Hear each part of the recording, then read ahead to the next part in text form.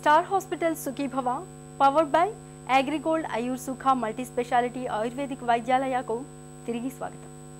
అబార్షన్లను ఎప్పుడు చేస్తారు, ఎలాంటి పరిస్థితుల్లో చేస్తారు, అంతు పొంతు లేకుండా జరిగిపోతున్న అబార్షన్ల గురించిన మరిన్ని వివరాలను ఇప్పుడు చూద్దాం.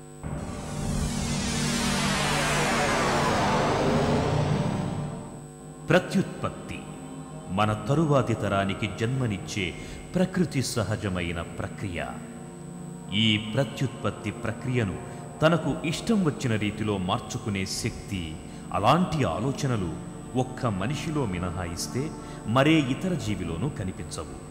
పుట్టబోయే బిడ్డ కారణంగా తల్లికి ప్రాణాపాయ పరిస్థితులు ఎదురవనున్నాయని తెలిసినప్పుడు అబార్షన్ చేయడం ద్వారా డాక్టర్లు ఆ గర్భాన్ని తొలగించేస్తారు. ఈ రకంగా చూస్తే అబార్షన్ అనేది చాలా అవసరం అనిపిస్తుంది. ప్రపంచవ్యాప్తంగా ప్రతి సంవత్సరం 50 మిలియన్ల మంది స్త్రీలు అవాంఛిత గర్భాల కొరకు అబార్షన్లు చేయించుకుంటున్నారని అంచనా. మరి ఇంత సర్వసాధారణంగా జరిగే ప్రక్రియ సేఫ్గా జరగాలి అంటే కొన్ని రకాల గైడ్లైన్స్, మార్గనిర్దేశకాలు అవసరం. అందుకని మన గవర్నమెంట్ కూడా 1971లో ఎంటీపీ యాక్ట్ అని చెప్పి ఒక చట్టాన్ని అమల్లోకి తెచ్చింది. దీనికి సవరణ క్రింద మళ్ళీ 1975లో ఇంకొక సవరణ బిల్లు కూడా తీసుకొని వచ్చారు. ఎటువంటి పరిస్థితుల్లో చెయ్యాలి అన్నదానికి ఖచ్చితమైన ఇండికేషన్స్ అనేవి ఇవ్వటం జరిగింది ఈ చట్టంలో. మొట్టమొదటి ఇండికేషన్ను, ఈ గర్భిణీ కంటిన్యూ కావటం వలన ఆ తల్లి ప్రాణానికి శారీరకంగా కానీ మానసికంగా కానీ హాని జరిగేటట్లుంటే, లేదా ప్రాణానికి హాని జరిగేటట్లుంటే తప్పనిసరిగా అబార్షన్ చేయవలసి వస్తుంది.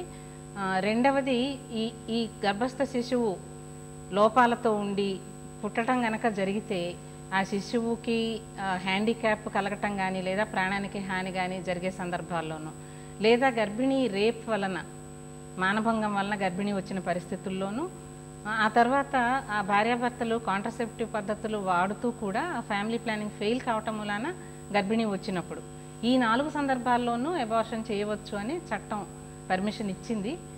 అయితే దీనికి ఏమిటంటే, ఈ అబార్షన్ అనేది 20 వారాల వరకు మాత్రమే చేయటానికి వీలుంటుంది. 12 వారాల లోపు చేయవలసి వస్తే ఒక్క గైనకాలజిస్ట్ చూసి సర్టిఫై చేస్తే సరిపోతుంది. 12 వారాలు దాటిన ప్రెగ్నెన్సీ అయితే మాత్రం 2 గైనకాలజిస్టులు చూసి ఇటువంటి ప్రమాదాలు ఉండటం వలన ఇది అబార్షన్ చేయాలి అన్న ఒపీనియన్ ఇస్తేనే అబార్షన్ చేయటానికి వీలవుతుంది. గర్భధారణ నవమాసాల అపూర్వ సృష్టి. అయితే కొంతమందికి ఇది 3 నెలల ముచ్చటగా మారుతుంటుంది. నెల తప్పామన్న ఆనందం అనతి కాలంలోనే ఆవిరైపోతుంటుంది. అనుక్షణం అప్రమత్తంగా ఉంటూ అన్ని రకాల జాగ్రత్తలు తీసుకుంటున్నా అనుకోకుండా అబార్షన్ జరిగిపోతుంటుంది. అంతులేని ఆవేదన మిగులుతుంటుంది. అమ్మదనం ఒక తీరని కలగా మారుతుంటుంది.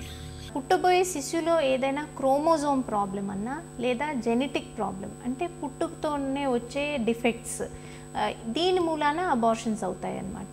లేదా హార్మోన్ ఇంబ్యాలెన్సెస్ మూలాన, పాలిసిస్టిక్ ఓవరీస్ అనే కండిషన్ ఉన్నప్పుడు స్త్రీలు గర్భం ధరిస్తే ఇన్ఫర్టిలిటీ ట్రీట్మెంట్ అంటే పిల్లలు లేకుండా ఉన్న ట్రీట్మెంట్ తీసుకున్నాక గర్భం ధరించాక కూడా హార్మోన్ ఇంబ్యాలెన్స్ మూలాన కూడా మొదటి 3 నెలల్లో అబార్షన్స్ అయ్యే ఛాన్సెస్ ఉంటాయి. థైరాయిడ్ ప్రాబ్లమ్స్ ఉన్న వాళ్ళన్నా, లేదా డయాబెటీస్ మంచిగా కంట్రోల్ లేకుండా ఉన్న ఎండోక్రైన్ ప్రాబ్లమ్స్లో కూడా అబార్షన్స్ అయ్యే ఛాన్సెస్ ఎక్కువగా ఉంటాయి. ఫస్ట్ ట్రైమెస్టర్ అబార్షన్స్ తరచుగా కావడం అంటే దీన్ని రికరెంట్ మిస్క్యారేజెస్ అంటాము. దీనికి ఒక కామన్ కారణాన్ని యాంటీఫాస్ఫోలిపిడ్ యాంటీబాడీ సిండ్రోమ్ అని అంటామండి. ఈ యాంటీఫాస్ఫోలిపిడ్ యాంటీబాడీ సిండ్రోమ్ అనేది స్త్రీలలో ఇమ్యూనిటీ డిస్టర్బెన్సెస్ ద్వారా వచ్చే ప్రాబ్లం అన్నమాట. మరి 2-3 నెలల్లో సెకండ్ ట్రైమెస్టర్ మిస్క్యారేజెస్ అనేటివి అయ్యే కారణాలు మామూలుగా గర్భసంచితో సంబంధించి ఉంటాయి. గర్భసంచిలో పుట్టుకతోటే ఏదైనా అవకరాలు ఉంటే, అంటే యూట్రైన్ మాల్ఫర్మేషన్స్ అంటాం అనమాట, బైకార్నెట్ యూట్రస్ కానీ ఇలాంటివి ఉంటే గర్భసంచి సరిగ్గా ఎక్స్పాండ్ అయ్యే ఛాన్సెస్ తక్కువగా ఉండి మిస్క్యారేజెస్ అవుతాయి 2-3 నెలల్లో. సెకండ్ ట్రైమెస్టర్ మిస్క్యారేజ్కి ఇంకో కామన్ కారణము గర్భసంచి ముఖద్వారంలోనే వీక్నెస్ ఏదైనా ఉంటే, అంటే గర్భసంచి ముఖద్వారాన్ని మేము సర్విక్స్ అంటాం అన్నమాట. ఈ సర్విక్స్లో ఉన్న కండరాలలో వీక్నెస్ ఉంటే కనుక ఇది అకస్మాత్తుగా తెరుచుకుపోయి అబార్షన్ అవుతుంది. అబార్షన్స్ అనేటివి తరచుగా అవుతూ ఉంటే దంపతులని టెస్ట్ చేయవలసింది చాలా ఇంపార్టెంట్.